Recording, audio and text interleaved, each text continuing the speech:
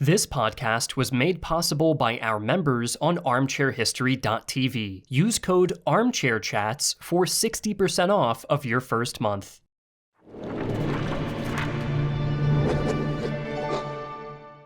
Now, you've made a video on this, I'm pretty sure, but I think that you mentioning that it's a private event, it's not as scripted, it's more for that kind of immersion and people experiencing what it would be like. I think you've made a video on how reenactors take their hits, and if you could speak a bit on maybe how that works and what if there's any kind of like informal agreement, or maybe an officer when he sends you out says, okay, you're gonna die for this section because it's gonna be cooler if we do it that way. I'm curious how private events would differ from public events, or how specific regiments do it, or if there are any kind of differences in those and how that works. Yeah. So, man, that was an old video. That was way back when. I feel the need to remake it, actually, sometimes. But the basic gist of it is that it really is all just a gentleman's agreement. You know, people will ask, like, oh, why don't you use, like BBs or paintball or laser, something like all those sorts of things, right? Lasers, laser tag. And the basic gist of it is because the goal of like reenactment, as opposed to airsoft or LARPing or paintball or whatever, is that the core of the experience isn't really the competitiveness; it is the immersion. So if we were to have people go out with like BBs or whatever, well then all of a sudden everyone also needs to be wearing eye protection. It's like, well, it would be kind of ruin the appearance and kind of the feel, the vibe of it, if you will.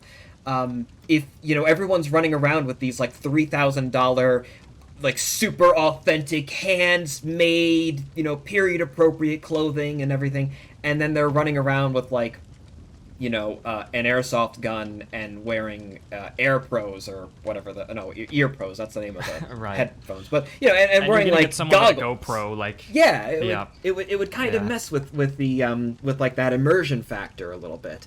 Then there's also, of course, the factor that you could damage the clothing. I'm sure most reenactors out there would probably be like, oh, I'll take a BB like to the groin or whatever. That's fine. I can just go to the hospital. But the clothing, you can't just replace that stuff that easily. It doesn't heal naturally on you. And especially so with like paintballs and everything. It's like if you were to splatter paint, that would be disastrous. On this like $3,000 outfit, just ruin it. That ain't gonna fly. So it really is just a matter of like, if you feel it is appropriate. If like say for example in a public like Revolutionary War or Napoleonic War event, right? So linear combat, you're standing in the formations and everything. It's primarily a matter of like, okay, well, my gun is no longer working, or it's really hot and I'm really tired, or something has happened and I need to fall out. Like any number of things, like if your personal preference is, all right, I need to go down now, then wait for the enemy to fire their next volley and then you can fall down. Or you can just ask an officer to like fall out, pretend like you're wounded, or whatever that would be. Now, sometimes as well, the scenario can call for individuals to take their hits. So, like, if the battle calls for like Team Red to lose, then they're probably going to be taking more hits than Team Blue because it like feels better for the crowd that way, I suppose. Right. Like if you're in the middle of a desperate last retreat, people tend to take more hits there because like they're actively being told by their officers like, hey, we need to start losing guys because we need to lose today, and we have too many and like we're actually outnumbering, so it won't look right if we lose with this many people and blah blah blah, like little things like that. The course of the actual event can dictate like what has to happen in that way. One of the biggest things that I've seen it happen so many times, and it really bothers me, both as a spectator and as a participant, of course, is like when people will so dogmatically stick to the plan, quote unquote, whatever it is, or they won't have an appropriate awareness of the plan, which effectively just means that they do things that are very inappropriate. I feel like within the reenactment community there's something of a divide, right, between is it almost like a game, is it like sport where it's like, oh, we're gonna get the flank on them and do this fancy stuff and then we'll like win, quote unquote, or is it like a play, is it a performance where you're putting on a show? Personally, I stand very much more on the latter side. I believe that reenactment is like a giant improv performance.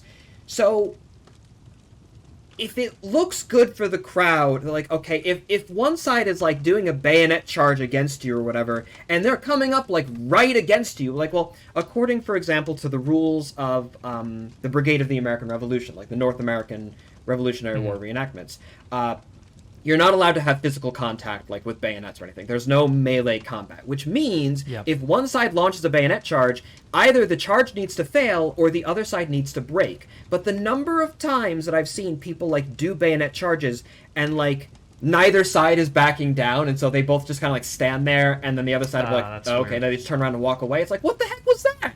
This looks horrible. Or two sides standing there next to each other, just blazing away for, like, an impossibly long amount of time. It's like, no, fire a volley, bayonet charge, either have it break or have it succeed, but, like, everyone should be on the same page here of, like, it doesn't matter what, like, you think looks cool for your unit, like, what looks good for the event, what feels most historically appropriate. Because if I'm standing there as, like, a regular army unit, and I've shot 5 or 6 volleys into, like, 5 militiamen who just refuse outright to turn around and walk away, like, what the heck? Like, what? That's just very, very silly. And it's happened a lot of times where, like, a single unit of a couple of guys just refuses to play by, you know, play in a way that makes sense. And it kind of makes everything look and feel a lot sillier. And not to now, say... is that more common in, like, a publicly organized event or a private event? Is there a difference in that sort of thing? What I would say is, I think that sort of thing is most common in events where it's easy or obvious to see, right? Like, that only happens really in, like, linear warfare events. I've only really experienced it in Rev War events. I've only been a part of, like, very, very small battle demonstrations for Napoleonics in the UK, and it's not as much of a problem there because it's like everyone knows each other pretty directly, and they just like, all right, we'll do this, then you guys will do that? Okay, cool, we're all on the same page. Like, if you get to an event with, like, 600 soldiers or whatever, you know, like Battle of Monmouth or whatever here in the States, it gets pretty big. Obviously, coordination gets a lot trickier, and you can run into that kind of thing. So when it comes to, like, the smaller private events, especially, like, the World War I, World War II stuff, it's not as much of a problem because the combat is all a lot more fluid, I think. And in general, it just seems like because it's, again, it's like they tend to be smaller events and they tend to be, like, invite only. People tend to be a little bit more on the same page as far as, like, okay, I see there that, you know, some guy was aiming at me and I got hit, or, like, okay, I went across an open field and I heard a lot of gunfire, so I'm probably downed. Things like that. People tend to be pretty good about it. And because it isn't, like, so in your face, you know, standing in ranks, it's a lot harder to tell if people aren't, quote unquote, taking their hits. You know, but at the end of the day, it's about trying to create the most immersive experience, and it's about just trying to have the most fun with it while retaining some sort of educational value, both, again, for the participants and if there's any public watching for them as well. Do you think, you mentioned inappropriate things, do you have any stories or interesting anecdotes of what the most inappropriate things you've seen in whether that's, like, breaking a convention or a rule, or just somebody who's just not, maybe they shouldn't have been there, or it's their first time they're messing something up. What's the most egregious thing that you think you've seen in your days in reenacting? Oh, Griffin, let me just tell you this. If I wasn't still technically involved with the Revolutionary War hobby in some way in this country, I'm still technically on the board of the Brigade of the American Revolution, although this is my last session because I'm actually no longer with any groups. If I was willing to burn bridges, I could tell you so many stories about so many different groups doing so many different bad things. And that's the beautiful thing, is that every reenactor could do exactly that. Man, reenactors are the worst part about reenacting, let me tell you. Some people might take offense, but then they'll think about it and they'll realize, okay, yeah, I can see what he means. People really do get, like, super petty about stuff, unfortunately. So I won't tell any, like, super specific stories, but, again, there are a lot of instances, like in my personal memory, and if you watch some of my videos of like first person reenactment from way back when I did that, when I had like the GoPro and my hat and everything, yeah, you'll see instances of that. You'll see instances where like we're standing there and we're shooting and this one group just like refuses to move. We'll have it, oh my god, there are instances sometimes like I forgot which event it was, but like one event that I was attending as a spectator pretty recently, like there was a photographer who was just like getting in the way and like walking around on the field proper. It's like you're not in kit, you don't like look the part, and like you're getting in people's faces. Like you realize this is a cannon. It is loaded with gunpowder, like real gunpowder. Get out of the way, because then we can't shoot at it or at anything. Like stuff like that is unfortunately rather common. Something that's always fun is whenever someone has a drone and it's like you're doing the 18th century battle and you just hear over your head the entire time. Oh man. Yeah. Yeah. Well, imagine, like you said, with those private events, the immersion is one of the main reasons people are doing those. Yeah. And if you've got drones and people running around with cell phones trying to record, or cameras, that would be. Yeah. Exactly. I mean, it's in World War II or World War I event, you could probably get away with like dressing up as an actual war photographer.